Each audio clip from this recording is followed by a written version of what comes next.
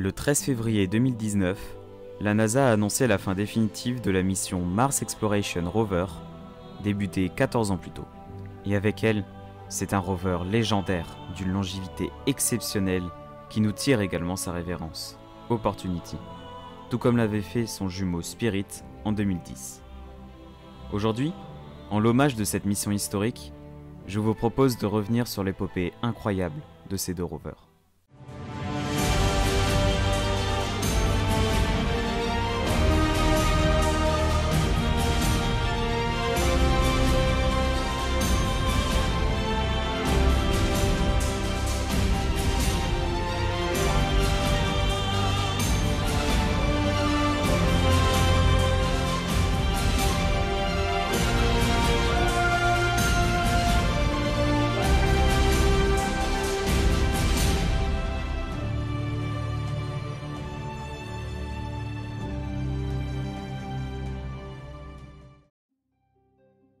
Il était une fois deux rovers jumeaux. Leur rêve, aller explorer Mars pour y découvrir ses mystères. Pourquoi les envoie-t-on là-haut ? Pour prouver que l'eau liquide a déjà coulé à sa surface, et ainsi apporter une preuve que la vie a pu se développer sur la planète rouge. Et c'est dans ce but qu'est lancé le programme MER, Mars Exploration Rover. Et il ne comportera non pas un, mais deux rovers donc, complètement identiques, Opportunity et Spirit. Ces deux frères sont conçus pour fonctionner pendant 90 jours, pendant lesquels ils devront faire le plus d'expériences possible pour remplir leur mission. Pour maximiser les chances de découverte, les rovers se poseront à l'opposé l'un de l'autre sur Mars. Ces deux petits explorateurs seront équipés de 9 instruments, 3 caméras, 3 spectromètres, une caméra microscopique, un aimant pour récolter les particules magnétiques et un outil servant à éroder la roche pour ensuite pouvoir l'examiner. Les rovers seront construits ensemble. Ils apprendront donc à se connaître. Mais ils furent séparés par la suite, car ils ne seront pas lancés en une seule fois. Mais ils ne sont pas tristes, non, car ils se verront de loin une fois sur Mars.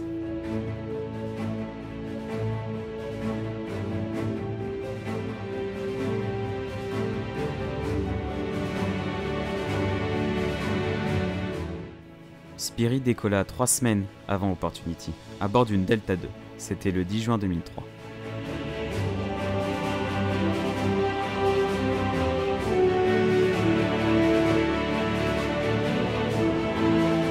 Six mois plus tard, le 4 janvier 2004, Spirit se pose finalement sur la surface de Mars après un long et ennuyant voyage interplanétaire. L'arrivée sur la planète rouge est pleine de rebondissements, et sans mauvais jeu de mots. En effet, après avoir eu assez chaud pendant la rentrée atmosphérique, puis avoir largué le bouclier thermique, 4 gros airbags se déploient, permettant d'éliminer les vitesses restantes en effectuant plusieurs rebonds au sol. Ça secoue beaucoup, mais c'est efficace. Finalement, il se posera correctement dans le cratère Gusev, qui aurait pu abriter un ancien lac, pile au centre de la zone d'atterrissage prévue. Le cratère Gusev se situe ici sur Mars, et Spirit a atterri en plein dedans, là. Après que les 3 pétales protégeant le rover et où les airbags étaient attachés se soient déployés, Spirit, après avoir découvert le sol martien pour la première fois, est descendu de son module de descente pour prendre une grande photo panoramique de son site d'atterrissage, nommé Columbia Memorial Station, en l'honneur de l'équipage tué lors de l'accident de la navette Columbia. On y découvre alors sur cette photo une zone assez plate, parsemée de petits cailloux. La première cible du rover est Sleepy Hollow, une petite dépression située à seulement 12 mètres de là. C'est pendant ce trajet que Spirit prendra sa première photo en couleur, la plus résolue qu'on en avait jamais eue depuis le sol martien. Pendant les jours qui suivent, Spirit continue sa route, enthousiasmé par ce nouveau monde inexploré, quand le 21 janvier 2004, 17 jours après son arrivée, Spirit cesse brusquement toute communication avec la Terre. Après l'envoi de certaines commandes, il reprend finalement vie, et on apprend qu'il s'agit d'un bug de son ordinateur. Il est alors réinitialisé, et la mission peut enfin reprendre, même si l'on s'attend à ce que ce bug se reproduise plusieurs fois. Le 5 mars 2004, Spirit fait une découverte historique. En étudiant une roche appelée Humphrey, il découvre plusieurs éléments qui ressemblent à des minerais cristallisés, qui laisserait penser que cette roche est entrée en contact avec l'eau, ce qui est une preuve supplémentaire en ce sens. Spirit peut donc être fier de sa toute nouvelle découverte. Le 11 mars 2004, Spirit arrive à sa première grande étape, le cratère Bonneville, situé à 370 mètres de son site d'atterrissage. Il s'agit d'un grand cratère de 200 mètres de diamètre, sans vraiment de cible intéressante en son centre. La NASA décide donc de ne pas le traverser, bien que le rover aurait voulu y faire un petit tour. 40 jours plus tard, Spirit arrive au cratère Missoula, de 91 mètres de diamètre. Mais il ne présentait pas non plus de cible intéressante, et le rover continua sa route, malgré sa grande volonté d'aller se faire les roues sur la pente d'un cratère. Il rencontrera par la suite le cratère Lahontan, qui comportait une grande dune de sable sur le côté. La NASA fit faire un grand détour à Spirit, car on ne savait pas si ses roues pouvaient y résister, et on ne voulait pas qu'il y reste coincé. Après ça, Spirit partit en ligne quasi droite vers sa prochaine et dernière destination, les Columbia Hills, qui sont une structure géologique bien plus grande que les autres rencontrées. Le terrain est très plat jusque là-bas, les ingénieurs n'interviennent que très rarement, laissant Spirit rouler comme il le sent. Il ne s'est jamais senti aussi libre.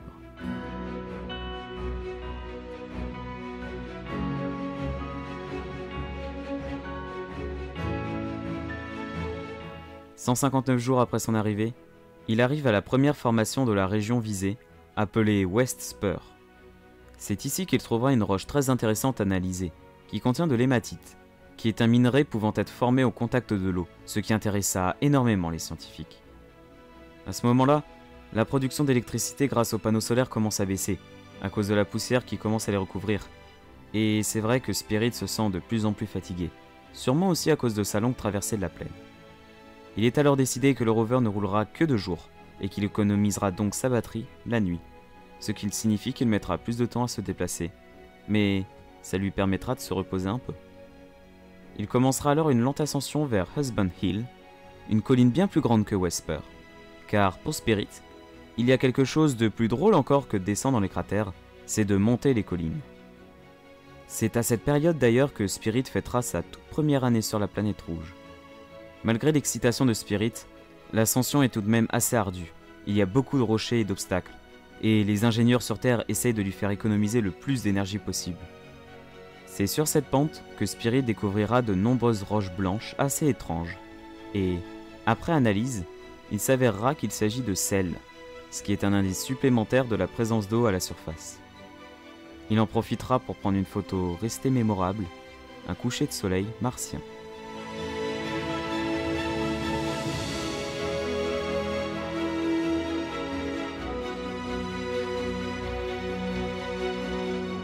Le 9 mars 2005, alors qu'il était presque arrivé au sommet de Husband Hill, les ingénieurs enregistrent une hausse de la production d'électricité assez brutale. Et en effet, Spirit se sent comme neuf. À quoi c'est dû ? Eh bien, c'est à cause de petites tornades qui ont permis de dégager la poussière des panneaux solaires et donc indirectement d'augmenter sa durée de vie. En août 2005, Spirit arrive enfin au sommet d'Husband Hill. Le rover est prêt à savourer sa victoire quand la NASA se rend compte qu'il y a 2 sommets à cette colline et celui où se trouve le rover est le plus bas. Après quelques négociations avec le centre de contrôle, Spirit arrive à les convaincre de le faire monter tout en haut. Au mois de septembre, il arrive finalement sur le vrai sommet d'Husband Hill, où il prendra un magnifique panorama en couleur réelle, où l'on voit la quasi-intégralité du cratère Koussef, sa nouvelle maison. Spirit a aussi une grande passion, l'astronomie, et les ingénieurs vont en profiter, car depuis son sommet, il mena de nombreuses expériences d'astronomie, en observant les 2 lunes de Mars, Phobos et Deimos, ou aussi en aidant Hubble dans certaines de ses campagnes d'observation. Et pour lui, c'est un honneur d'aider un si grand télescope. C'est d'ailleurs ici que Spirit repérera sa prochaine cible, une formation qu'il trouve assez étrange, appelée Home Plate.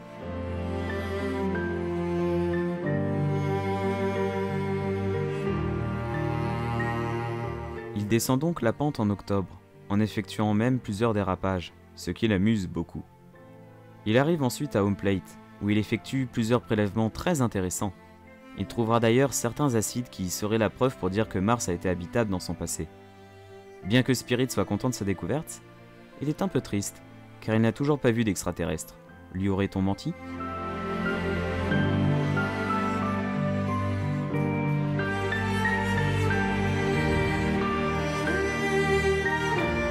Après avoir mené plusieurs expériences sur Home Plate, le rover reprendra son bonhomme de chemin vers son prochain objectif qui est assez proche, McCool Hill. Mais sur le chemin, un problème survient. Car depuis quasiment le début de la mission, Spirit a caché quelque chose aux ingénieurs. En effet, une de ses roues arrière fonctionne très mal, et elle vient de cesser de fonctionner complètement. Le rover, à partir de maintenant, va avancer en traînant cette roue accidentée derrière lui. Mais cela n'entame en rien sa volonté de continuer à explorer la planète rouge. Le 16 mars 2006, Spirit cesse de nouveau d'avancer, car le sol devient trop meuble et la roue cassée se prend dedans. Il est finalement décidé d'abandonner l'exploration de McCool Hill, au grand regret du robot, et il ira finalement sur la crête de Low Ridge Haven, bien moins sableuse. Spirit atteint sa destination, après s'être décoincé du sable, le 9 avril 2006, et stoppera d'avancer, car l'hiver martien arrive et il doit économiser sa batterie, qui résiste de moins en moins bien aux baisses de production électrique. Son premier mouvement de roue sera tenté en novembre, pour mieux orienter le rover avec la Terre. Sur le site où il se situe, il trouvera 2 petits rochers assez spéciaux, que l'on suppose aujourd'hui être des météorites, ce qui rend Spirit très joyeux, lui qui adorait le regarder tomber sur Terre. Ce qu'il ne savait pas, et les ingénieurs non plus, c'est que la roue cassée de Spirit était en fait une bénédiction pour le rover. Car, sous la poussière qui a été déplacée par cette dernière pendant ses déplacements, les scientifiques découvrent une zone blanche qui s'avérera être de la silice. Or, on retrouve justement ce matériau à côté de zones volcaniques sous-marines, zones qui grouillent de vie sur Terre, ce qui consiste donc en un argument de poids pour l'habitabilité de la planète, rendant Spirit très fier de cette découverte. Du début de l'année 2007 à juin de la même année, Spirit passa beaucoup de temps à la base de Homeplate, étudiant beaucoup de roches qui s'avérèrent très intéressantes. Puis, en juin, débuta une immense tempête de poussière qui recouvrait la planète, faisant très peur au rover. Spirit fut alors placé en veille pour économiser le plus d'électricité possible, car la poussière empêche les panneaux solaires de bien capter la lumière du soleil. En début d'année 2008, la situation devient critique pour Spirit. Il est alors décidé de faire une ultime manœuvre pour mieux orienter les panneaux solaires. Puis, tous les instruments et systèmes sont coupés, plaçant ainsi le robot en hibernation. Cette situation durera plus d'1 an, pendant laquelle Spirit espérait très fort passer la tempête.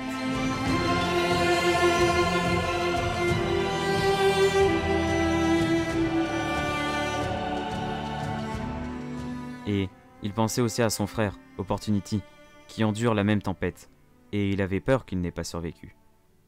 Heureusement, le 6 février 2009, des vents favorables ont soufflé sur les panneaux solaires de Spirit, lui permettant finalement de reprendre ses activités normales, bien que certains de ses instruments aient été endommagés par la tempête, au grand désespoir du rover qui voit ses capacités diminuer. Spirit recommence tout de même à rouler, jusqu'au 1er mai 2009, où il se retrouve bloqué dans ce qui ressemble à du sable. Spirit n'a pas peur, la situation s'est déjà produite et les ingénieurs vont tout faire pour l'aider à se dégager d'ici. Mais les jours passent, et malgré plusieurs manœuvres, impossible de le sortir de son piège de sable. Spirit commence à avoir très peur, car ses roues, complètement enlisées, commencent à lâcher les unes après les autres, condamnant petit à petit le rover à rester sur place. Finalement, le 24 janvier 2010, la NASA décide de supprimer l'aspect mobile du rover. Il devient donc officiellement une plateforme de recherche fixe, une première dans l'histoire de l'exploration martienne, ce qui permet d'ailleurs à Spirit de s'en vanter auprès de son frère, qui lui, continue à rouler comme un banal rover. Tout allait pourtant bien, Spirit vivant assez bien son nouvel handicap. Mais, au fond, il a peur. Ses réserves d'énergie baissent drastiquement, et il craint de bientôt ne plus pouvoir communiquer avec la Terre. Et, le 30 mars 2010, Spirit n'a effectivement pas répondu à une communication. La raison avancée est qu'il s'est placé tout seul en hibernation d'énergie, car ses panneaux solaires n'arrivaient plus à s'aligner correctement pour une exposition optimale. Depuis ce jour, nous n'avons reçu plus aucune transmission de Spirit. Le 25 mai 2011, la NASA annonce officiellement l'arrêt des tentatives de communication, et donc la fin de la mission.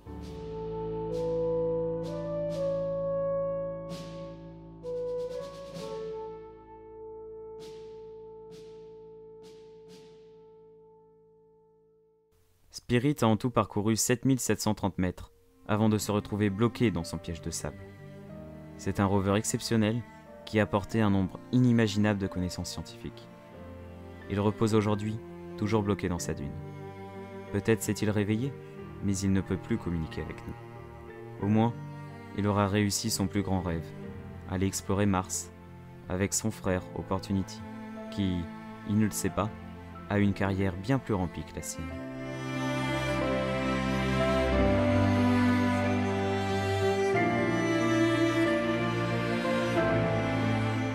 Opportunity, lui, a été lancé le 7 juillet 2003, également sur une Delta II. Après avoir été secoué par le décollage et s'être beaucoup ennuyé pendant son voyage de 6 mois jusqu'à Mars, il atterrira 3 semaines après Spirit, à son opposé, en utilisant la même technique des airbags pour se poser. Le rover s'est posé en plein milieu d'un cratère, dans la région de Meridiani Planum, environ 25 km de la zone visée. Ce cratère est tout petit, il fait 22 mètres de diamètre, et il n'était d'ailleurs pas connu de la NASA avant qu'Opportunity n'arrive là. Le site d'atterrissage fut nommé Challenger, en hommage à la navette du même nom qui a explosé au décollage, et le cratère s'appelle désormais Eagle, en hommage au module lunaire d'Apollo 11. Après s'être dégourdi les roues, Opportunity commença à allumer ses systèmes un par un, dont la caméra. Les scientifiques furent tout de suite frappés par l'aspect inhabituel du sol du cratère, parsemé de petits grains plus ou moins gros, et de beaucoup d'affleurements rocheux, qui auraient pu être créés par l'action de l'eau, ce qui fit qu'Opportunity fut très excité de commencer son voyage. Un site situé au nord-ouest du cratère Eagle attira aussi l'intérêt des scientifiques, vu qu'on y découvra plein de petits cailloux qui semblaient avoir été déposés là par le vent ou l'eau. C'est d'ailleurs à cette occasion que le rover put faire pour la première fois ce qu'il voulait tant faire, rouler sur Mars. En analysant ces roches grâce au bras du robot, on y découvrit de multiples minéraux qui ne peuvent se former qu'au contact de l'eau. Il est décidé d'aller analyser le sol du cratère plus profondément, et au sens propre, car Opportunity va utiliser ses roues pour creuser une tranchée dans le sol, en repassant sur le même endroit plusieurs fois, et ainsi permettre de mieux analyser la couche inférieure de la surface. Malgré les quelques protestations du rover, car il a peur que cela abîme ses jolies roues, l'expérience se déroula correctement. Une fois cela fait, Hopi, comme on le surnomme, partit définitivement de son cratère d'arrivée, pour entamer son incroyable aventure à travers les grandes plaines martiennes de Meridiani Planum. Et sa première cible sera l'Endurance Crater, à quelques centaines de mètres de là. Pendant son voyage, Hopi passa tellement de temps à tout prendre en photo tellement son excitation est grande, qu'il réussit même à découvrir un cratère à quelques dizaines de mètres de là, le Fram Crater, qui fait à peine 8 mètres de diamètre, où il y fera quelques analyses, très fier de sa découverte, puis il repartira vers sa destination.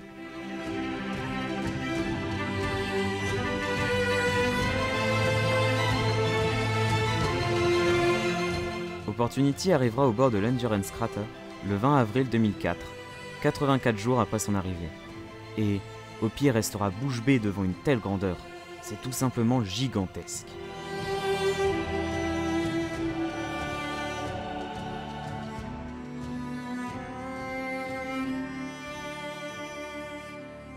Ce cratère, en plus d'être bien plus grand que les précédents visités, avec 135 mètres de diamètre, est très intéressant, car il dispose de roches semblables à celles trouvées dans le cratère d'atterrissage Eagle, et elles sont en bien plus grand nombre, poussant le rover à supplier la NASA de le faire descendre la pente pour aller voir de plus près ces fameuses roches.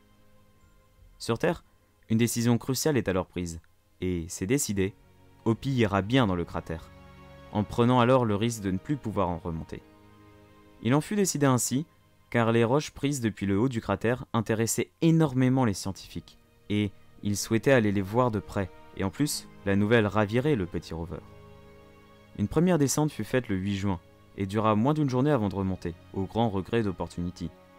Mais les jours suivants, le robot descendit de plus en plus bas, faisant même de temps en temps des levées de roues, ce que le rover adorait, et il réussit chaque fois à remonter la pente. C'est à ce moment qu'Hopi observera pour la première fois de sa mission des nuages martiens, semblables aux cirrus terrestres, qui lui rappellent sa planète d'origine, qui, il est vrai, lui manque un peu. Il passera en tout 180 jours à explorer le cratère, jusqu'à mi-décembre 2004. Le rover quittera finalement le site en janvier 2005 pour se diriger vers son propre bouclier thermique, que les ingénieurs ont repéré grâce aux sondes en orbite, et qui en plus ne se situe pas si loin de l'itinéraire alors programmé.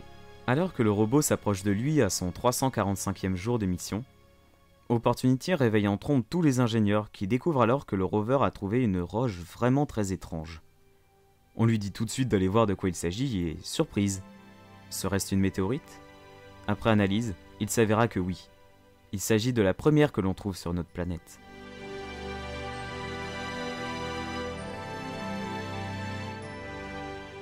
Les ingénieurs décident de l'appeler Head-Shield Rock, en référence au bouclier thermique situé non loin.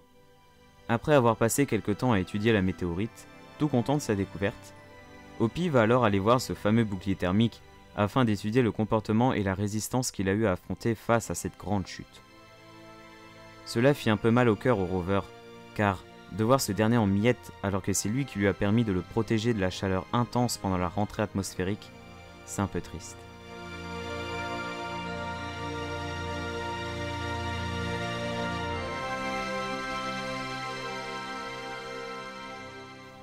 Après 25 jours d'observation, Opportunity reprit néanmoins sa route, heureux d'avoir pu faire un dernier adieu à son protecteur, vers une nouvelle cible assez lointaine, le cratère Victoria, et son premier arrêt sera le petit cratère Argo, situé à 300 mètres du bouclier.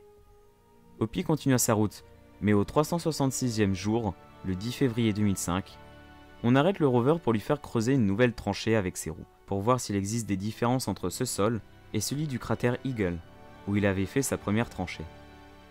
Comme à son habitude, Hopi rechigna, ayant peur que cela n'abîme ses roues, mais en se rappelant de tout ce que ça avait permis de découvrir, il décida finalement de bien creuser cette tranchée. Après avoir passé 2 jours entiers à étudier cette dernière, Hopi reprend sa route vers le cratère Victoria, très impatient d'y arriver, car il s'annonce bien plus impressionnant que celui-là. En allant vers ce dernier, le rover croisa la route de 2 autres cratères, Jason et Alvin. Le 19 février, Opportunity est tout content. En effet, il vient de battre le record de distance effectué en une journée, 177,5 mètres. Après s'être un peu calmé, il passera ensuite à côté d'un gros caillou appelé Normandie, puis après l'avoir étudié, il repart pour arriver au 399e jour de sa mission au cratère Vostok, l'une des principales étapes avant le cratère Victoria. Mais il ne s'y attarda pas longtemps, la zone étant très sableuse, ce qui fait un petit peu peur au rover qui s'imagine déjà rester coincé dedans, et en plus elle n'est pas très propice aux études des roches.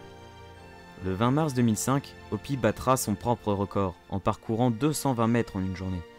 Mais alors que le rover traçait sa route jusqu'au grand cratère Victoria, son cauchemar se réalisa et il fut pris dans une dune de sable le 26 avril. Le rover prit peur, appelant à l'aide la Terre, mais malgré les efforts des scientifiques, il n'arrivait pas à se déloger.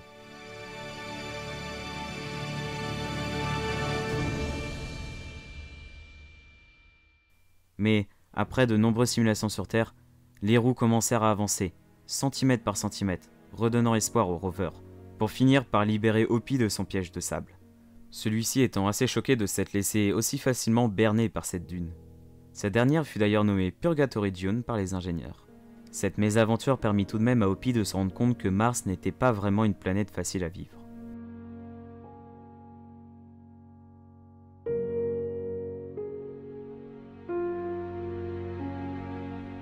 En octobre 2005, le rover finit par atteindre le cratère Erebus, le plus grand cratère avant celui de Victoria.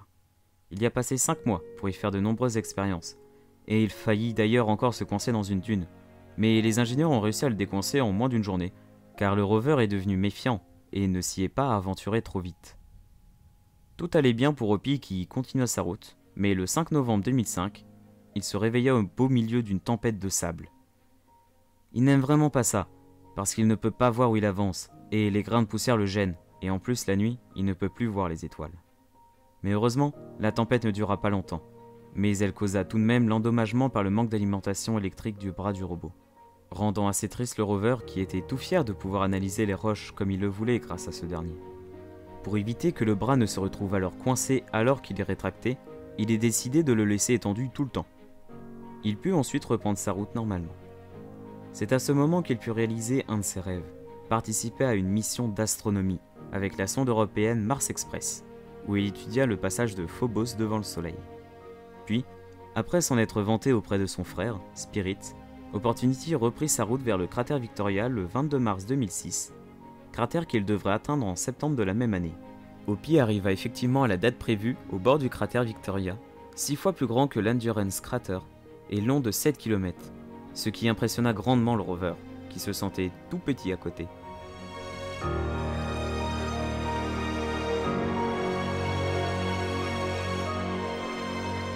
Il commença par prendre des photos des abords du cratère, ainsi que du petit champ de dunes situé en son centre.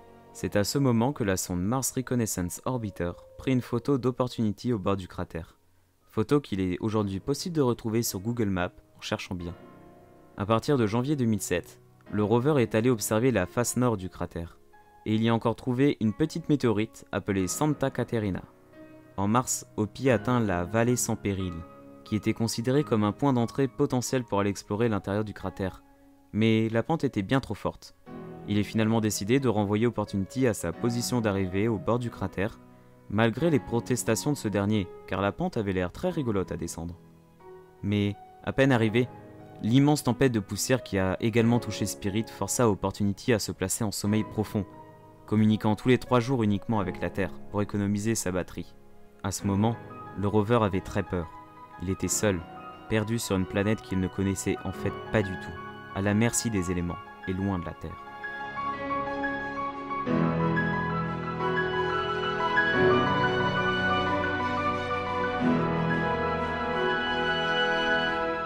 Mais heureusement, à partir de septembre 2007, la tempête se calma et il put reprendre son exploration normalement. Après avoir beaucoup remercié la Terre de ne pas avoir arrêté de communiquer avec lui, au début de l'année 2008, il commença à descendre dans le cratère, petit à petit, car les ingénieurs ont enfin cédé aux incessantes demandes du rover.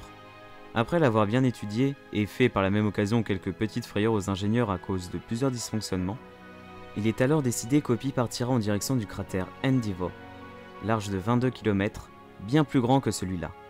Les ingénieurs estiment qu'il faudra 2 ans pour le rallier, mais peu importe le temps qu'il faudra pour y arriver, Hopi est plus que motivé à y aller.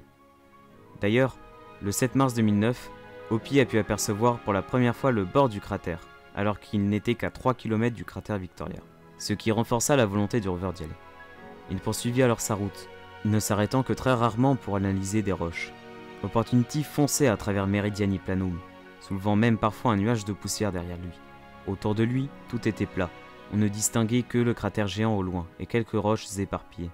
Ce qui fit que le rover s'imaginait en plein Far West, à la conquête de Mars.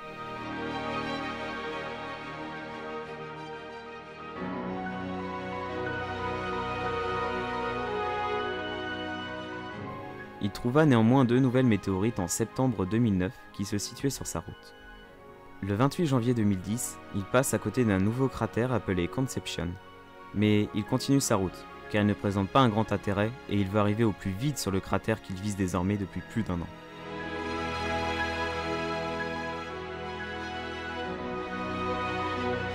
Le 19 mai 2010, alors qu'Hopi fonce sur le sol martien, il bat le record de Viking 1, du robot ayant été actif le plus de temps sur Mars, avec 2244 jours d'exploration.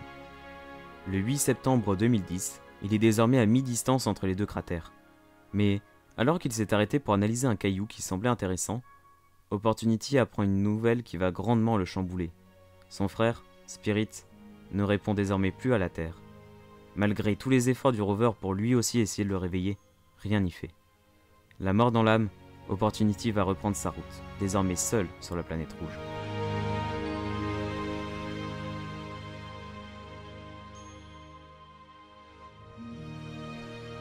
Le 15 décembre 2010, Opportunity arrive au bord d'un petit cratère de 90 mètres de large, Santa Maria, dans lequel il trouvera plusieurs cristaux contenant de l'eau. Fin mars 2011, Hopi reprend sa route vers Endeavour. Il lui reste alors 6,5 km à parcourir dans cette vaste plaine. Le 9 août 2011, après 3 longues années de trajet dans les plaines de Meridiani Planum, Opportunity arrive enfin au bord du gigantesque cratère Endeavour. Cratère qu'il ne quittera d'ailleurs plus jamais. Il arriva dans la région appelée Cap York, et d'ailleurs le site de son arrivée sur place a été appelé Spirit Point, en hommage à son frère jumeau, décision qu'Hopi soutena le plus possible. Un choix crucial s'offre alors aux scientifiques. Soit ils font rentrer Hopi dans le cratère, soit ils en explorent son pourtour. Pour le rover, la première option le tente bien, mais ce serait oublier qu'après 3 ans de voyage intensif et quasiment 10 ans sur Mars, ces systèmes commencent à se faire vieux, et certains ne marchent d'ailleurs plus. Alors finalement, il préféra la deuxième option, un peu triste tout de même de ne pas pouvoir dévaler cette pente qui s'étendait devant lui.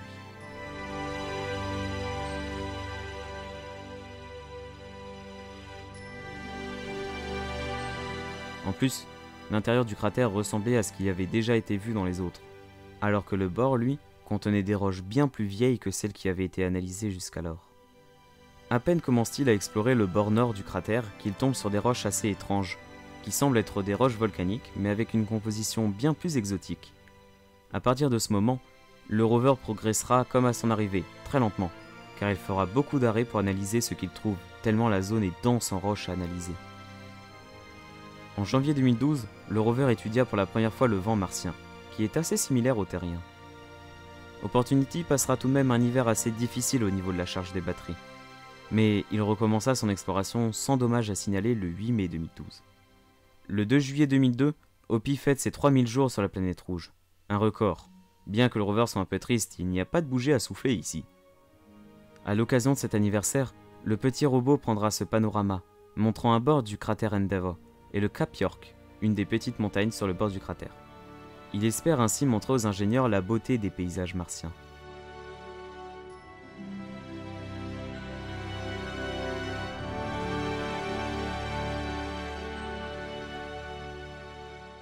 Quasiment au même moment, Hopi passera d'ailleurs la barre des 35 km effectués depuis son arrivée.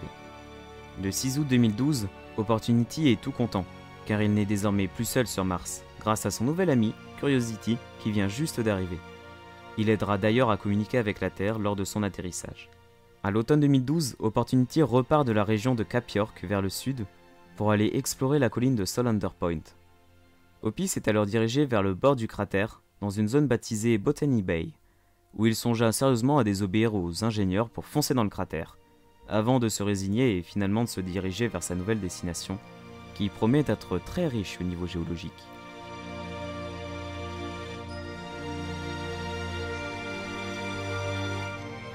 Le 16 mai 2013, la NASA fait une annonce historique. Opportunity vient de dépasser le record de distance effectué sur un autre corps de la Terre, dépassant ainsi le rover lunaire d'Apollo 17 et le Lunokhod 2, également un rover lunaire. Opportunity rentrant ainsi dans l'histoire.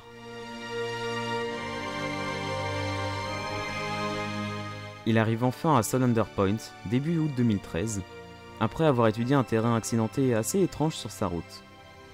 À partir de ce moment, Opportunity se met à étudier de nombreuses roches, puis, à la fin du mois d'octobre, il entame l'ascension de Solander Point, car il est comme Spirit, il y a plus drôle que de descendre les cratères, c'est d'aller le plus haut possible. Et en plus, les scientifiques pensent y découvrir les plus anciennes roches jamais étudiées sur Mars. Il prendra d'ailleurs par la même occasion une photo de l'état de ses panneaux solaires, et le moins qu'on puisse dire, c'est qu'ils se sont bien recouverts de poussière par rapport aux premiers jours sur la planète rouge. Et la production électrique est impactée, elle a diminué de moitié quasiment, et ça se ressent sur les systèmes du rover qui, mine de rien, commencent vraiment à vieillir. Hopi en a également profité pour réaliser début 2014 quelques panoramas des paysages alentours. Le 17 janvier, un étrange événement se passe qui va assez surprendre les ingénieurs et le rover. Un rocher appelé Pinnacle Island, qui est apparu sur une photo prise au jour 3528, réapparaît sur une photo prise 13 jours plus tard. En fait, le rover l'aurait par inadvertance fait rouler en bas d'une pente qu'il était en train de descendre, et sur le coup, beaucoup y ont vu un signe de l'existence des Martiens, dont Opportunity lui-même. Le 23 janvier 2014, la NASA fête alors les 10 ans de la sonde, et fait d'ailleurs une annonce. Les géologues ne s'étaient pas trompés. Les roches qu'analyse Hopi en ce moment sont bien les plus vieilles jamais analysées. Et surtout, ces roches révèlent un environnement bien plus favorable à la vie que les roches les plus récentes, ce qui redonne à Opportunity l'envie d'aller étudier le plus de roches possible. Le lendemain, la NASA annonce qu'Opportunity, qui avait avant pour but de rechercher le passé géologique de la planète, se concentrera maintenant exclusivement sur la recherche d'indices pouvant prouver la présence de la vie dans le passé lointain de la planète rouge. Ce qui n'est d'ailleurs pas sans déplaire au rover. De fin août à début septembre, alors que le rover quittait Solander Point pour Cap Tribulation, Hopi s'arrêta brusquement. Il n'arrivait plus à transmettre ses infos à la Terre, et il prit peur. Les ingénieurs reformatèrent alors sa mémoire flash, et c'était reparti. C'est d'ailleurs un peu avant cet événement que le rover dépassa les 40 km sur la planète rouge. En janvier 2015, Opportunity atteint le sommet de Cap Tribulation, où il deviendra le robot étant allé le plus haut sur Mars, battant le record établi par Spirit quelques années plus tôt. En mars 2015, la NASA annonce que le rover vient d'accomplir un marathon complet à la surface. À ce moment, Opportunity est redescendu de Cap Tribulation, pour descendre dans une vallée qui sera appelée par la suite Marathon Valley. Avec 42 km dans les roues, le rover commence vraiment à se fatiguer, mais cela ne l'empêchera pas de descendre sa pente la plus raide avec pas moins de 32 degrés. L'angle est si élevé que la poussière sur ses panneaux solaires dessine des lignes vers le bas. Une fois descendu dans la vallée, Hopi passera presque un an à l'étudier. Un rocher sera d'ailleurs nommé Marathon Monument, en l'honneur de la distance parcourue par Hopi. Le 31 mars 2016, Opportunity prendra une photo mémorable d'un tourbillon de poussière à l'intérieur du cratère Endeavour. Spirit en avait également vu plein, mais jamais de cette taille. Généralement, ils font tous un peu peur à Hopi, mais vu qu'ils permettent de dégager la poussière de ses panneaux solaires, il est tout de même content quand il en croise un. Peu avant de quitter Marathon Valley, Hopi prendra un nouveau panorama de sa région, avant de s'en aller en septembre 2016 pour sa nouvelle destination, le mont Spirit, nommé en l'honneur de son petit frère jumeau, désormais inactif depuis près de 5 ans.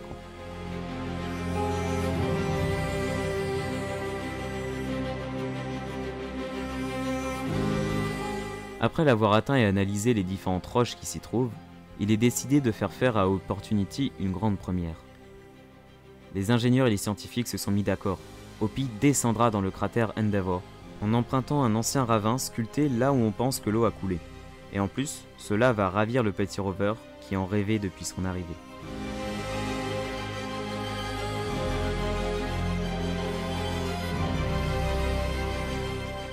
En octobre 2016, Opportunity s'est arrêté sur sa route pour prendre en photo l'atterrisseur européen Schiaparelli qui va atterrir non loin de lui, faisant de lui un futur nouvel ami pour le rover qui est décidément de moins en moins seul. Tout se passa bien, mais la Terre perd le contact avec lui. Après étude des photos prises par Hopi et en les comparant avec celles prises par Mars Express, il s'avérera qu'il s'est écrasé à la surface. Le rover repartit, un peu triste pour son ami qui n'a malheureusement pas survécu à l'impact au sol.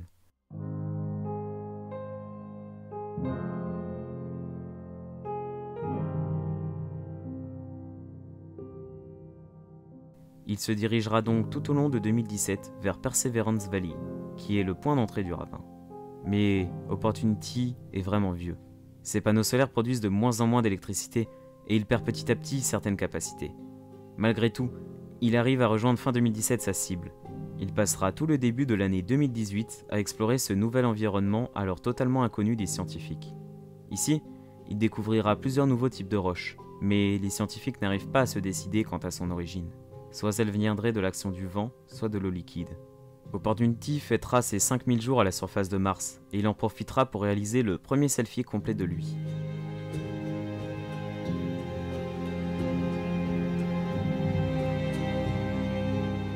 Opportunity subit alors de nombreux dysfonctionnements, et plusieurs instruments restants commencent à sérieusement mal fonctionner. Il continue néanmoins son exploration, mais à 1000 km de là, la sonde Mars Reconnaissance Orbiter de la NASA découvre une petite tempête de poussière très localisée. Mais très vite, elle s'étend à la planète entière, et le pauvre Opportunity voit sa production restante diminuer très rapidement, ne suggérant rien de bon pour la suite.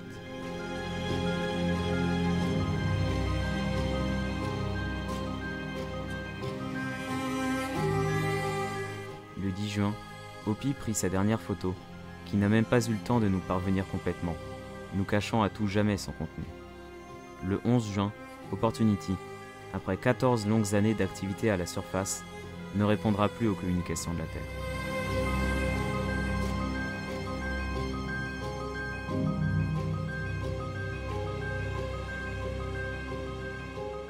Il enverra un tout dernier message, comme un appel à l'aide lancé dans l'immensité de l'espace. Ma batterie est faible et il commence à faire sombre.